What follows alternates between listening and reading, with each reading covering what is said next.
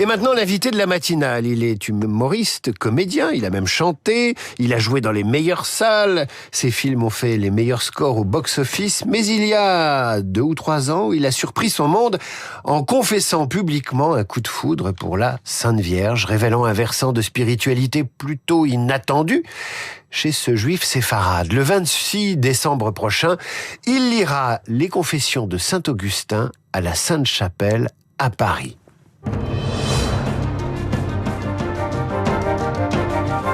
Bonjour Gad Elmaleh. Bonjour. Merci d'être venu parler aux Merci auditeurs de Radio Classique. Ils doivent se dire, mais Gad Elmaleh sur Radio Classique, ils doivent se poser des questions et après tout, pourquoi pas ?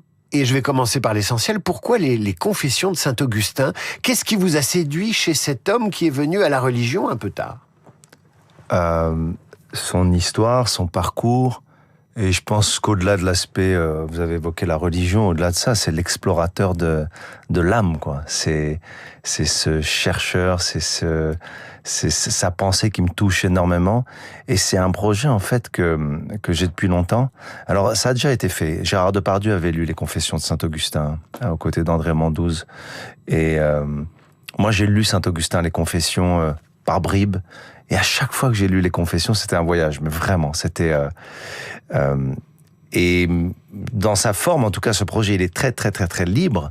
C'est-à-dire que j'avais envie de partager ça avec le public.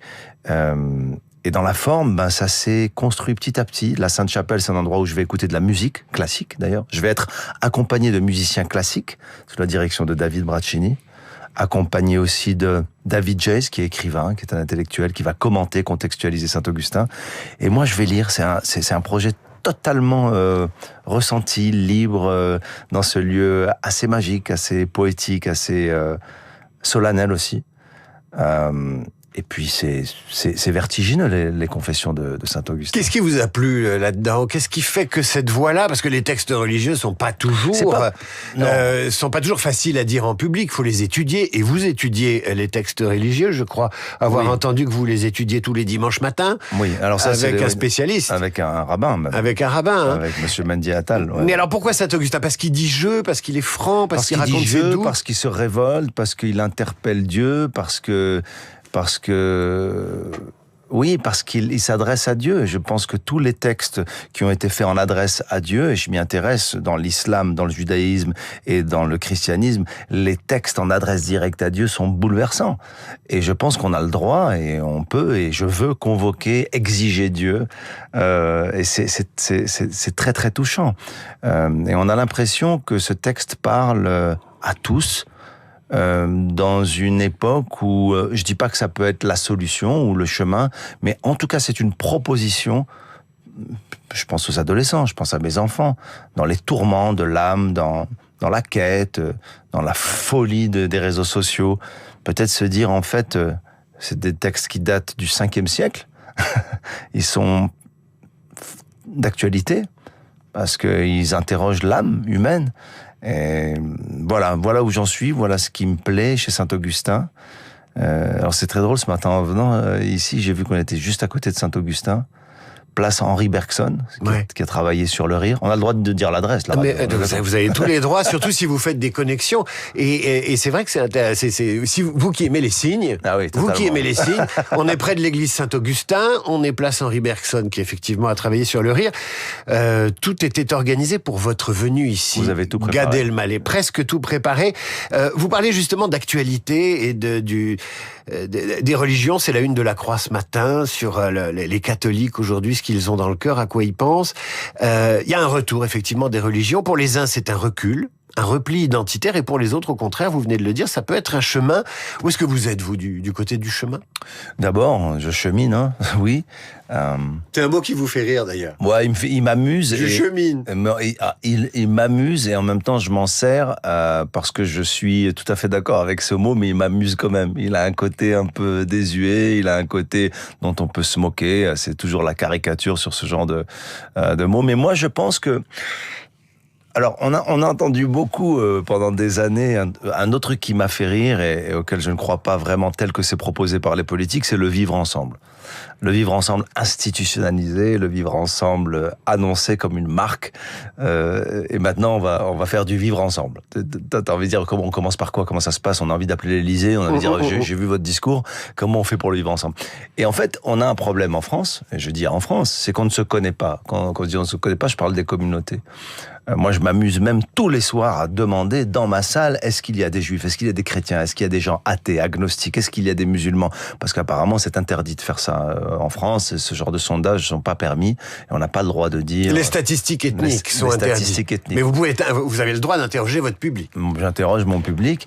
Je pense, moi qui ai grandi dans un pays arabe, musulman, et qui est un modèle singulier, on en a parlé juste avant de prendre l'antenne, vous avez aussi des origines marocaines, vous m'avez parlé d'Essaouira, je crois. Tout à fait.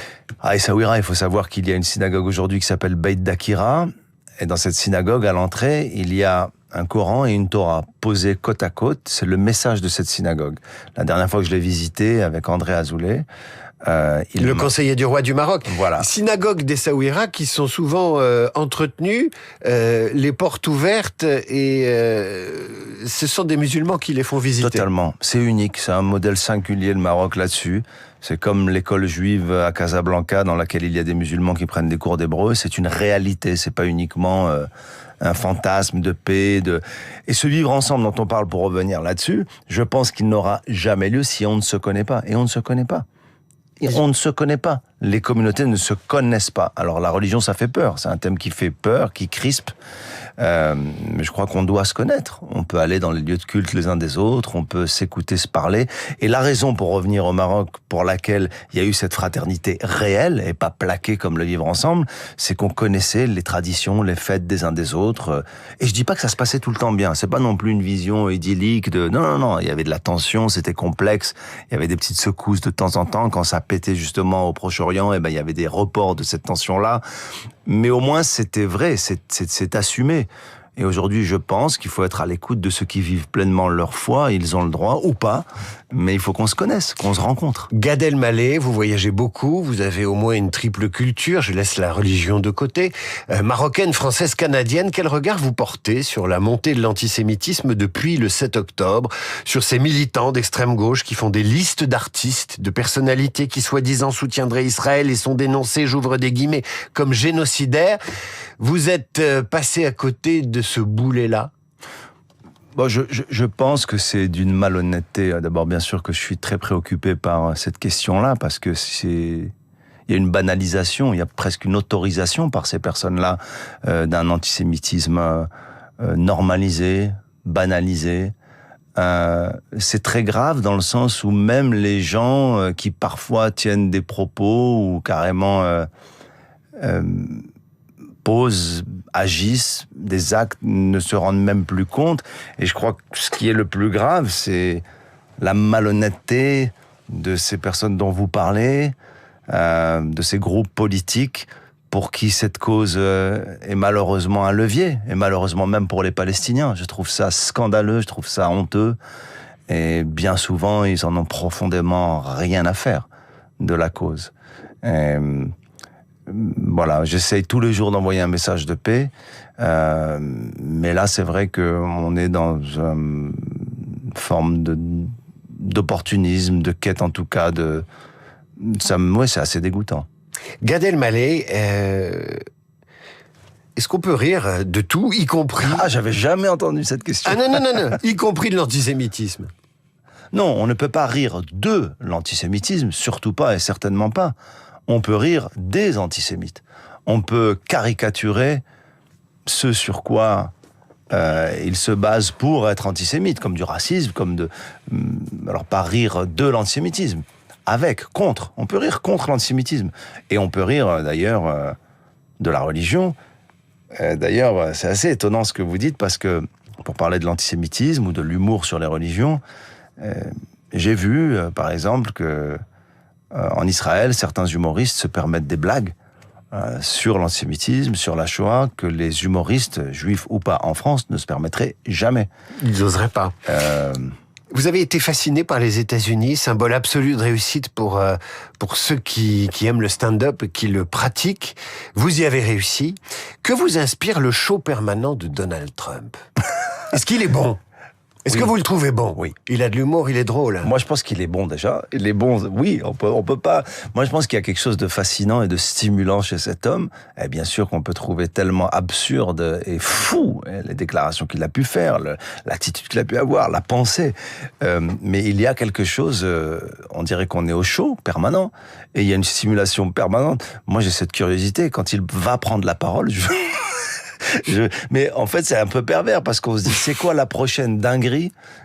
C'est quoi la prochaine folie? Ce qu'il va dire, c'est assez, c'est assez déstabilisant finalement. Ça peut être dangereux aussi finalement. Mais je dois avouer que quand il prend la parole, je suis au spectacle. C'est à la fois stimulant, intéressant et dangereux. Gad Elmaleh, ce spectacle, ou cette lecture, plus exactement, à la Sainte-Chapelle, a lieu le 26 décembre prochain, si ma mémoire est bonne, c'est un vendredi, donc vous allez lire des textes chrétiens, catholiques, un soir de Shabbat. Vous avez réglé le problème avec vos parents ou pas? Je crois qu'ils écoutent pas l'émission là tout de suite. Donc, ouais, donc là, plus sérieusement, quelqu'un va leur rapporter. J'avais même pas vu que c'était un vendredi. Bon bah. On fera le Geffen, le Kiddush juste après. Non, je pense que ça va réunir des gens différents, en tout cas ce soir-là. Je suis très très heureux de ce projet-là. Je suis très heureux d'apporter finalement et de lire sans raison précise. C'est marrant parce que quand vous me posez la question, et c'est la première fois que j'en parle, quand on parle d'un projet, souvent au bout de 5, 6, 7, 8 interviews, on a déjà une forme de rodage. C'est la première fois que j'en parle. Et je m'interroge, et quand vous m'avez posé la question, je me suis dit, mais il n'y a aucune raison valable de faire ça. À part l'envie, à part partager avec les gens ce que moi j'ai vécu en lisant Saint-Augustin. C'est le projet le plus libre, le plus fou, le plus gratuit finalement de ces dernières années pour moi. Mais c'est un point de départ, parce que je ne sais pas où ça va aller. Alors justement, ça terminera peut-être à Notre-Dame. Vous qui aimez les signes, Saint-Augustin, près de l'église, enfin à l'église Saint-Augustin, c'est Radio Classique qui est tout près.